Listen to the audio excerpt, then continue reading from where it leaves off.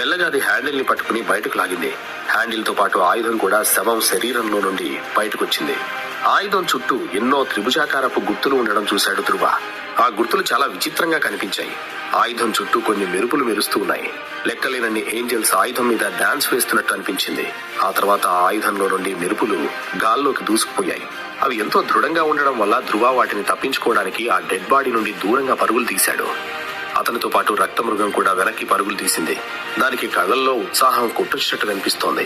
అది వెనక్కి పరిగెడుతూ ఉన్నా సరే ఆ డెడ్ బాడీ వైపే చూస్తూ ఉంది. వెండినక్క నోటిలో ఉన్న ఆయుధం 1 మీటర్ పొడవుంది. కానీ దాని ప్రకారం మాత్రం చాలా విచిత్రంగా ఉంది. ఆ ఖడ్గం 3 భాగాలుగా విభజించబడి ఒక్కొక్క భాగం ఎంతో పదునెక్కి ఉంది. చూడ్డానికి ఒక త్రిశూలం లాగా కనిపించింది. ధ్రువ ఆయుధంలో నుండి వస్తున్న మెరుపులను చూస్తున్నాడు. దాన్ని చూస్తుంటేనే అది దేవుడి స్థాయి ఆయుధం అని అతనికి అర్థమైంది. వెండినక్క ఆ రక్తమృగం శవం నుండి కిందకు దూకింది.